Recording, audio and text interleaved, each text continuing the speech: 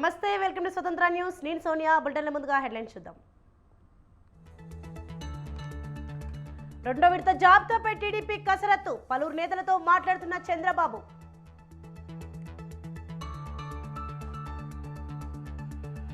దేశవ్యాప్తంగా 100కు పైగా పేర్లతో బీజేపీ లిస్ట్. తెలంగాణ నుంచి 8 మందిని ప్రకటించే ఛాన్స్.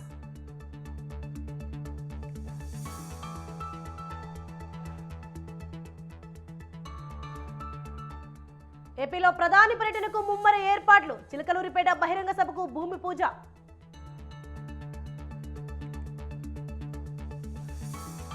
రహస్య ప్రాంతంలో ప్రణీత్ రావు విచారణ.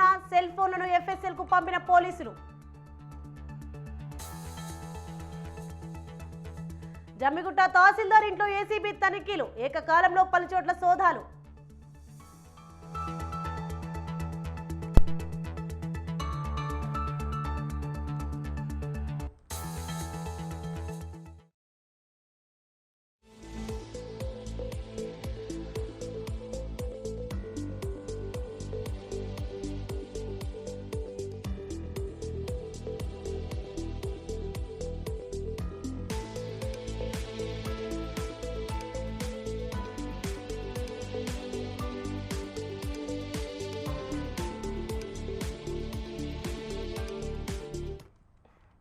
రైట్, బ్రేకింగ్ న్యూస్ చూస్తున్నాం. తెలంగాణలో ప్రతిపక్ష నేతల ఫోన్ ట్యాపింగ్ కేసులో ఆరోపణలు ఎదుర్కొంటున్న స్పెషల్ ఇంటెలిజెన్స్ బ్రాంచ్ మాజీ డీఎస్పీ దుగ్గ్యాల ప్రణీత్ రావును పోలీసులు విచారిస్తున్నారు. నిన్న రాత్రి రాజన్న సిరిసిల్ల జిల్లాలోని ఆయన నివాసంలోనే పంజాగుట్ట పోలీసులు అదుపులోకి తీసుకున్నారు. రాత్రికి రాత్రి ఆయన్ని హైదరాబాద్కు తరలించిన పోలీసులు రహస్య ప్రాంతంలో విచారిస్తున్న తెలుస్తోంది. గతంలో ప్రణీత్ రావు వాడిన సిమ్ కార్డులను స్వాధీనం చేసుకున్నారు.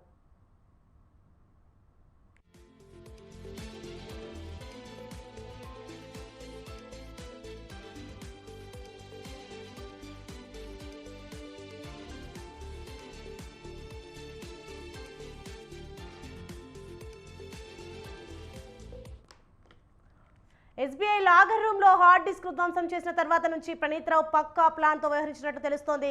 గత నెలలో రాజన్న సిరిసిల్ల జిల్లా డీసీఆర్బీలో రిపోర్ట్ చేశారు.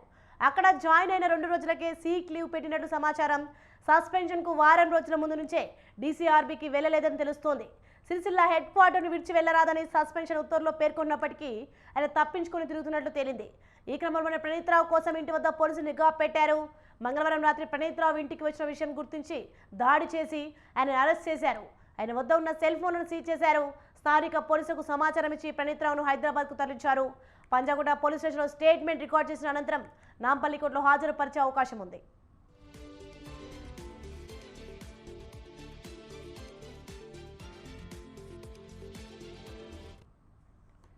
ఎస్బీఐలో కీలక సమాచారాన్ని ధ్వంసం చేశారనే ఆరోపణలపై ఎస్బీఐ అడిషనల్ ఎస్పీ రమేష్ ఫిర్యాదు మేరకు పంజాగుట్ట పోలీసులు ఆయనపై కేసు నమోదు చేశారు. ప్రణీత్ రావుతో పాటు ఆయనకు సహకరించిన పలువురు అధికారులను సైతం అధికారులు విచారణ చేపట్టే అవకాశాలున్నాయి. రైట్, ఇదే అంశంపై మరింత సమాచారం మా ప్రతినిధి పవన్ లైవ్ ద్వారా అందిస్తారు. ఎస్ పవన్, చెప్పండి. తెలంగాణలో ప్రతిపక్ష నేతల ఫోన్ ట్యాపింగ్ కేసులో ఆరోపణలు ఎదుర్కొన్న స్పెషల్ ఇంటెలిజెన్స్ బ్రాంచ్ మాజీ డీఎస్పీ దుగ్గ్యాల ప్రణీత్ రావును పోలీసులు విచారిస్తున్నట్లు చూస్తున్నాం. దీనిపైన అప్డేట్స్ ఏంటి?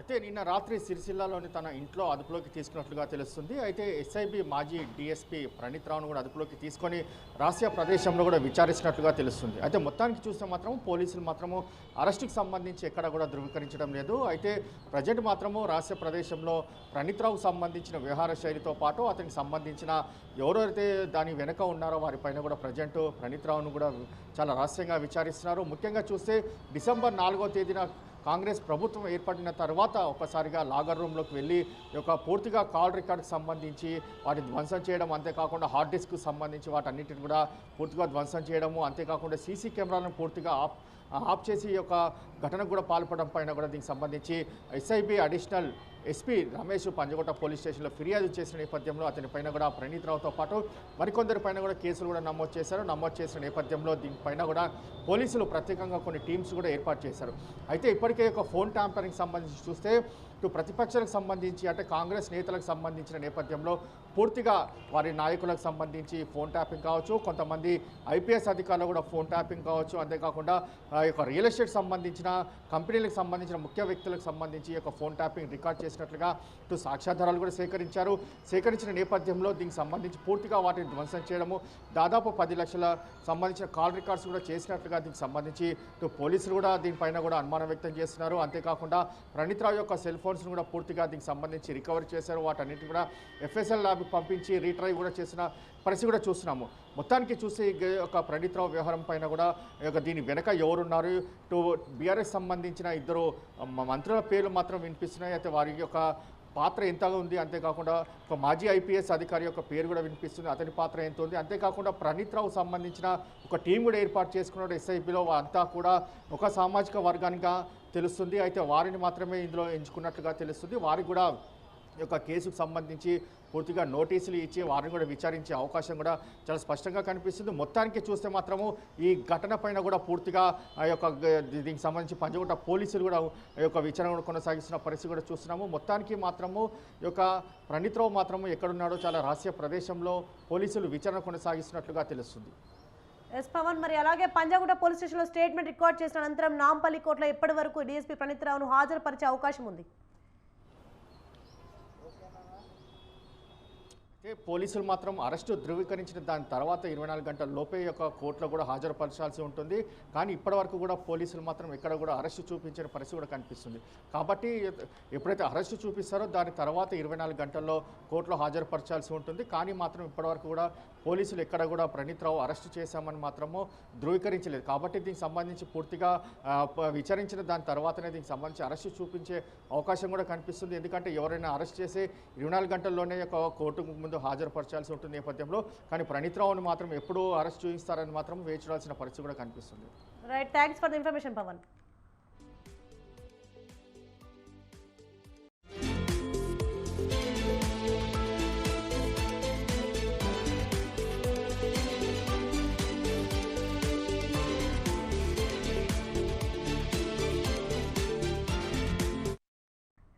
మరొక బ్రేకింగ్ న్యూస్ చూస్తున్నాం. జనసేన అధినేత పవన్ కళ్యాణ్ కు భీమవరం ఎమ్మెల్యే గ్రంథి శ్రీనివాస్ స్ట్రాంగ్ కౌంటర్ ఇచ్చారు. పవన్ కళ్యాణ్ కు మతి స్థిమితం లేకుండా మాట్లాడుతున్నారని, ఆయనను ఎర్రగడ్డ పిచ్చాసుపత్రిలో చూపించాలన్నారు. పవన్ కళ్యాణ్ అడిగితే భీమవరంలో తన పేరు ఉన్న 9 ఎకరాలలో స్థలం ఇచ్చేవానని అన్నారు. పక్కనుండే కాపు నాయకులు ఎందుకు ఆయనకు దూరంగా ఉన్నారో పవన్ కళ్యాణ్ సమాధానం చెప్పాలన్నారు. పవన్ కళ్యాణ్ సొంత అన్న నాగబాబుకు కూడా అన్యాయం చేశారని ఆరోపించారు. చిరంజీవి సౌమ్యుడని ప్రజారాజ్యం పార్టీలో 18 సీట్లు గెలిచి 80 లక్షల ఓట్లు తెచ్చుకున్నారని కొనియాడారు. తాను రౌడీ ఎమ్మెల్యే అయితే ఒక్క క్రిమినల్ కేసు అయినా ఉందా అని ప్రశ్నించారు గంధి శ్రీనివాస్. నిన్న పవన్ కళ్యాణ్ గారు ఆ పార్టీ నాయకులను ఉద్దేశించి మాట్లాడుతూ ఒక గ్రంథి శ్రీనివాస్ రౌడీ అని, గోండా అని, లేదంటే భీమవరం నుంచి తరిమి కొట్టేయాలని చెప్పి ఆయన మాట్లాడింది చూస్తే కనుక నాకు ఆశ్చర్యం వేసింది. చాలా చిత్రంగా ఉంది ఆయన వ్యవహార శైలి. కానీ ఆయన మీద ఎందుకో మరి ఆయనకి అంత ఈర్ష్య, ద్వేషము, అసూయ అనేది ఈ రాష్ట్ర ప్రజలందరికీ కూడా $1 మిలియన్ క్వశ్చన్ కింద ఉంది. ఎందుకంటే ఎందుకు ఆయన మీద ఆ ద్వేషం, ఆయన మీద ఎందుకో ఈర్ష్య, అసలు ఏంటి ఈయన మెంటల్ స్టెబిలిటీ ఏంటి, ఎలా ఉంది మానసిక స్థితి అనేది నాకు అర్థం అవుతలా. కిందటి నెల 27వ తారీఖు నుంచి గ్రంథి శ్రీనివాస్ అంటే నాకు ఎటువంటి ద్వేషం లేదన్న వ్యక్తి నిన్న ఎంత విద్వేషపూరితంగా, అరే భీమవరంలో ఓడిపోయడం నాకు చాలా బాధగా ఉంది, కడపలో పులివెందుల్లో ఓడిపోయినా నేను బాధపడేవాడిని కాదు అని అంటున్నాడు. నిన్న పవన్ కళ్యాణ్ గారు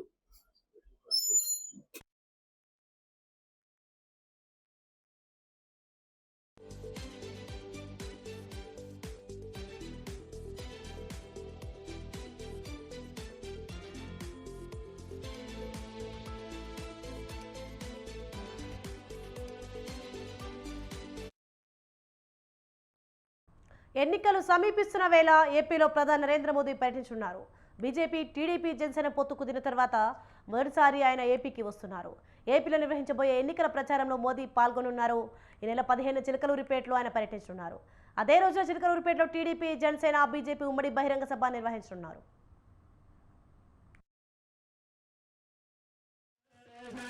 ఈ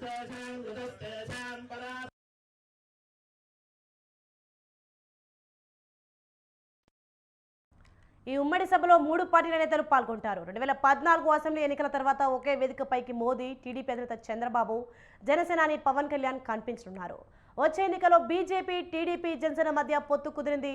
సీట్ల సర్దుబాటుపై క్లారిటీ వచ్చింది. ఇక ఎన్నికల ప్రచార బరిలోకి దిగాయి 3 పార్టీలు.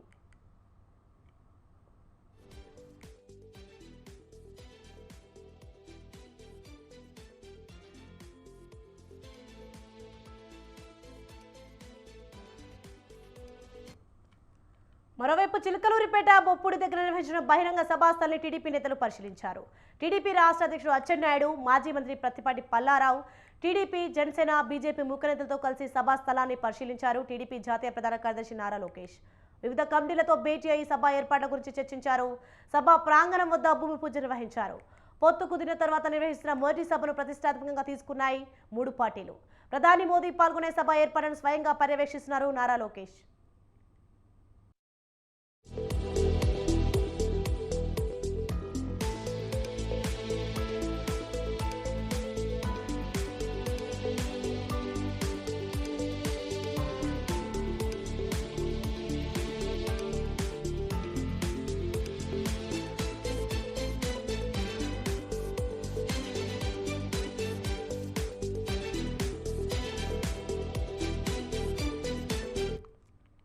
బ్రేకింగ్ న్యూస్ చూస్తున్నారు. లోక్సభ ఎన్నికల్లో మెజార్టీ స్థానాల్లో గెలుపు కోసం తెలంగాణలో కాంగ్రెస్ పార్టీ ప్లాన్ చేస్తోంది.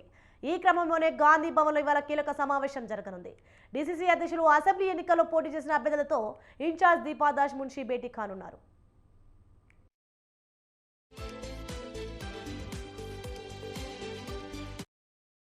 పార్లమెంట్ అభ్యర్థుల విషయంలో కాంగ్రెస్ కీలక నిర్ణయం తీసుకుంది. పార్లమెంట్ ఎన్నికల్లో పోటీ చేసే అభ్యర్థులపై అభిప్రాయ సేకరణ చేయాలని నిర్ణయించింది. ఈ క్రమంలో ఈరోజు ఉదయం నుంచి గాంధీ భవన్ వేదికగా అభిప్రాయ సేకరణ తీసుకోనున్నారు. లోక్సభ ఎన్నికల్లో పోటీ చేసే అభ్యర్థులు ఎవరైతే బాగుంటుందని మున్షి కాంగ్రెస్ నేతల అభిప్రాయాలను సేకరించనున్నారు. ఏఐసీసీ సూచనల మేరకు అభిప్రాయాలను సేకరిస్తున్నట్లు హస్తం పార్టీ నేతలు చెబుతున్నారు.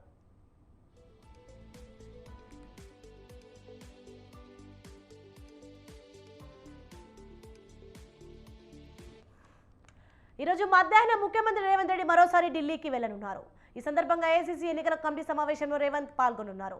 ఈరోజు జరిగే ఏఐసీసీ సమావేశంలో మరికొన్ని పార్లమెంట్ స్థానాల్లో అభ్యర్థుల విషయంలో స్పష్టత వచ్చే అవకాశం ఉంది.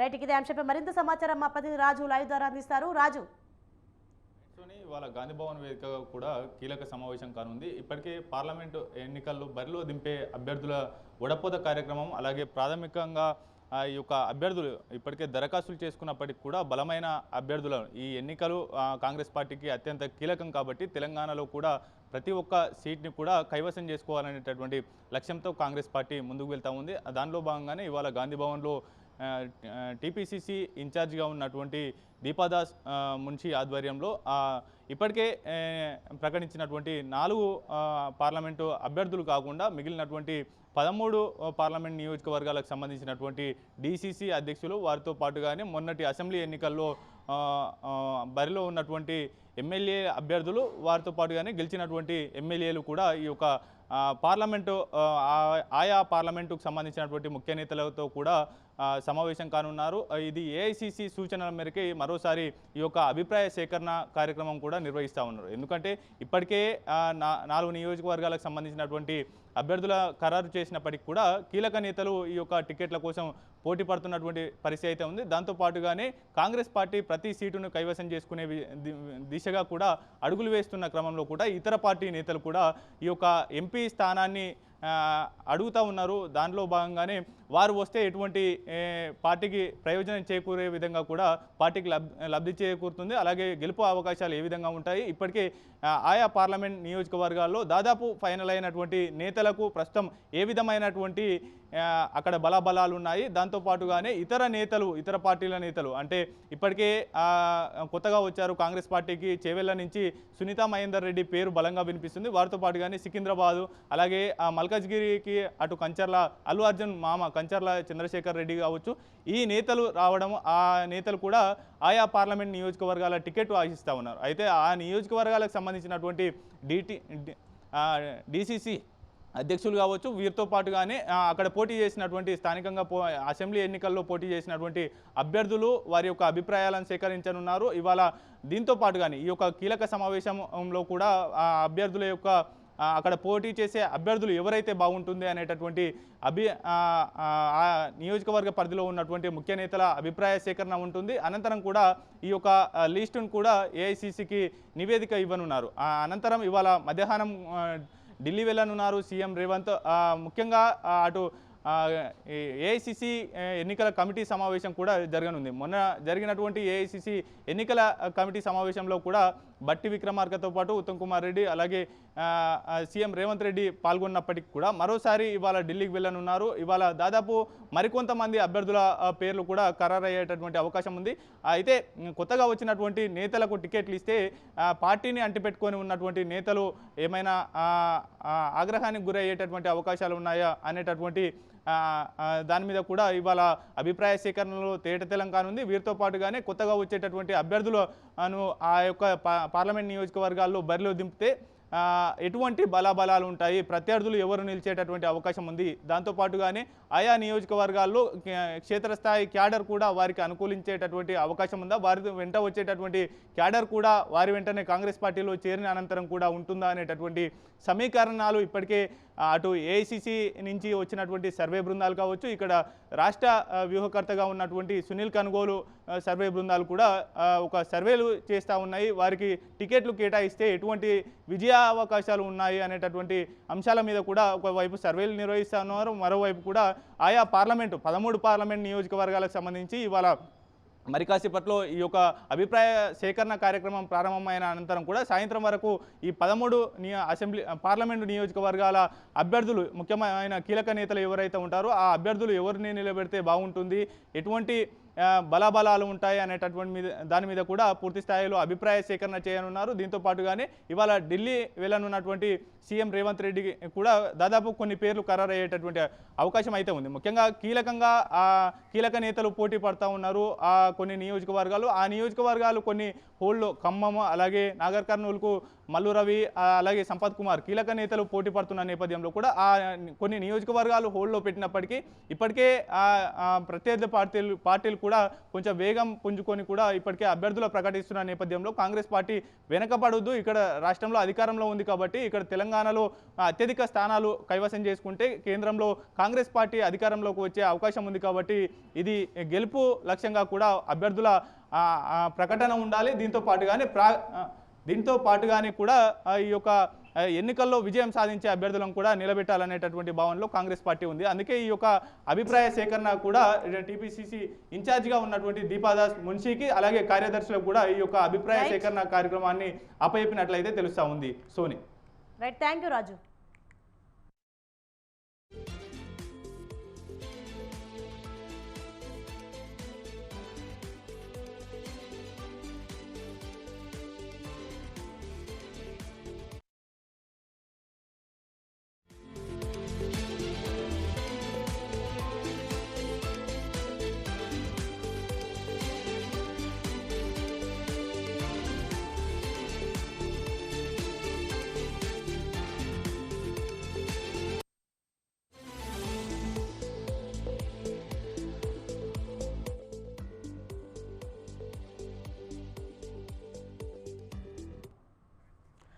మరొక బ్రేకింగ్ న్యూస్ చూస్తున్నాం మనం. హన్మకొండలోని ఆరూరి రమేష్ ఇంటి దగ్గర హై డ్రామా నెలకొంది. ఇవాళ బీఆర్ఎస్ కు రాజీనామా చేసి బీజేపీలో చేరేందుకు సిద్ధమయ్యారు. ఈ సందర్భంగా ప్రెస్ మీట్ పెట్టేందుకు సిద్ధమవ్వగా బీఆర్ఎస్ నేతలు ఆయన ఇంటికి చేరుకున్నారు. ఆరూరి రమేష్ ను ఇంటిలోకి తీసుకెళ్లి బుజ్జగించే ప్రయత్నం చేశారు. రైట్, ఇదే అంశంపై మరింత సమాచారం మా ప్రతినిధి సుధాకర్ ఫోన్లలో అందిస్తారు. సుధాకర్, చెప్పండి, హన్మకొండలోని ఆరూరి రమేష్ ఇంటి దగ్గర హై డ్రామా నెలకొన్నట్లు చూస్తున్నాం, దీనిపైన అప్డేట్స్ ఏంటి? Thank you Soni.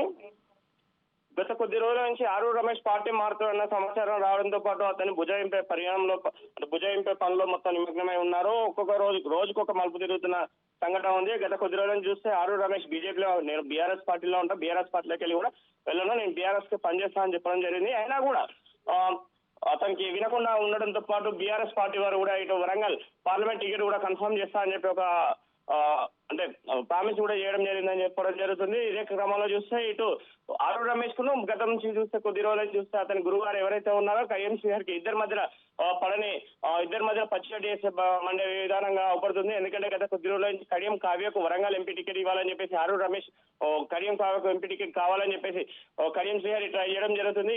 దీంట్లోనే ఇప్పుడు ఆరు రమేష్ కూడా ఇటు బీజేపీ వాళ్ళు కూడా ఆఫర్ ఇవ్వడం జరిగింది. బీజేపీ పార్టీలోకి వచ్చేసి అతనికి వరంగల్ ఎంపీ టికెట్ ఇస్తామని చెప్పడంతో పాటు ఆరు రమేష్ అతను ఒక అనుచర బలగం మొత్తం అందరు కూర్చుని గత 3-4 రోజుల నుంచి ఒకరితో మొత్తం చర్చించుకుంటూ వాళ్ళు ఈ రోజు నిన్న ఆరు రమేష్ వెళ్లి అమిత్ షాను హైదరాబాద్ లో కలిసి రాష్ట్ర ప్రాంతంలో కలిసి అతను సమావేశం ఏర్పాటు చేసుకోవడం జరిగింది. ఏర్పాటు చేసిన తర్వాత ఈ రోజు వరంగల్ వచ్చి ఉదయం 10 గంటలకు పెడతామన్న ప్రెస్ మీట్ పెడదామని చెప్పడంతో పాటు బసవరాజ్ సారయ్య బీఆర్ఎస్ పార్టీకి సంబంధించిన నాయకులు బసవరాజ్ సారయ్య అతనితో పాటు కూడా చైర్మన్ మాజీ మంత్రి ఎర్రబెల్లి దయాకర్ రావు వీరు అందరూ వచ్చేసి దయాకర్ రావు వాహనంలో ఇప్పుడే కొద్దిసేపటి క్రితమే ఆరు రమేష్ ఎర్రబెల్లి దయాకర్ ఒక వాహనంలో ఎక్కించుకుని వారు ఎటు తీసుకెళ్లారని చెప్పి తెలియకుండా ఉంది. ఎందుకంటే వీరు ఎటు పోయారు, ఎక్కడ తీసుకెళ్లారు, లేదా కేటీఆర్ దగ్గర తీసుకుని మాట్లాడతారా ఏందని చెప్పి వేచి చూడాల్సిన పరిస్థితి ఉంది. దీనిపైన కూడా ఇంకా సమాచారం తేలాల్సిన పరిస్థితి ఉంది. Soni, thanks for the information Sudhakar.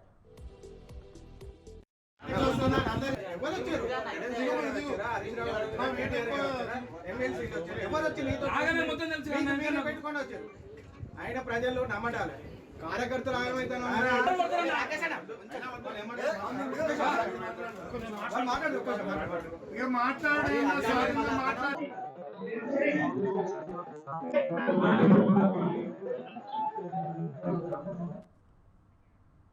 SKV Bulletin updates. For more updates, keep watching Swatandhra News.